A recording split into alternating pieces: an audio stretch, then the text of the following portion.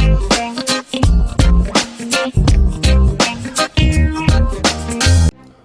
mga Ka Bling! Welcome back to Station ni Bling-Bling channel.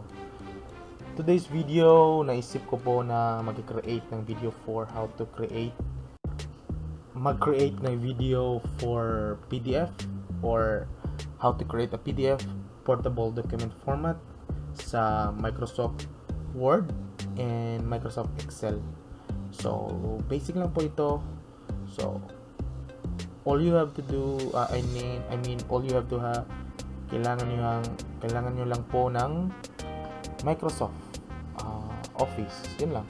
So, first off, open tayo ng Microsoft Office natin. Punta muna tayo sa Word. Microsoft Word and ito. So, pili lang tayo dito ng blank document or anything, any document. Lalagyan na natin ng dito. This is just sample. Sample. So, yan. So, meron na tayong file.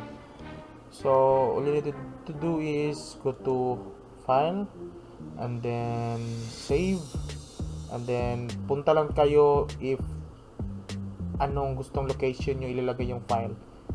Sa akin, for as is lang natin sa desktop. So, and then ito na yung pagsisave na file. Save as type. Yun, nakalagay dito Word document. Since PDF ang gagawin tong PDF natin ng file na to, we'll just pick PDF option ito. PDF. Yun. And then save. Yun.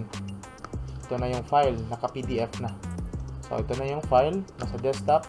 So, ito yung file, naka-PDF na po. I am using a Microsoft Office 2013. I think this is applicable for Microsoft Office 10 up 2010 version and higher version. So yun lang for Microsoft Word. And then for Excel, we'll just open an Excel. Microsoft Excel. Ito.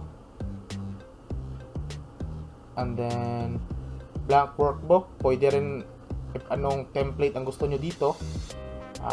Pili lang tayo. So, for example, ito ang gagawin natin. Okay. So, ito yung file. This is just an example, okay? So, ito yung file natin. Gusto natin na maging PDF ito. All you need to do, just like with the Microsoft Word process, go to File and then Save. So, just pick your desired location. Desktop natin as is na sa desktop. And then, Save as type. May drop down. Piliin natin yung PDF. Yun. PDF na. And then, Save. Yun. Ito yung file natin. Ito yung file. So, naka-PDF na. So far sa video na to, ginawa natin from Microsoft Word.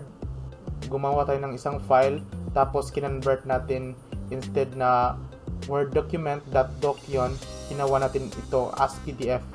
Same goes with the Excel.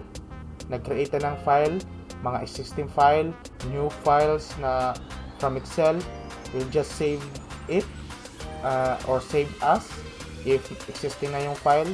And then, gagawin lang natin na yung file type is PDF. Save as file type na PDF. So, yun lang. Applicable po ito sa Microsoft Office 2010 and higher version. So, yun lang. If you have any questions regarding this video, just hit the comment section below. Mag-entertain po ako ng mga anong questions sa comment section. If anong questions, just go to the comment section, and then if hindi pa kayo nakasubscribe sa channel ko, please click the subscribe button and then click the bell icon para ma-notify kayo sa mga bagong upload na videos ko. So, kita-kits ulit sa next video ko. Hey mga Ka Bling.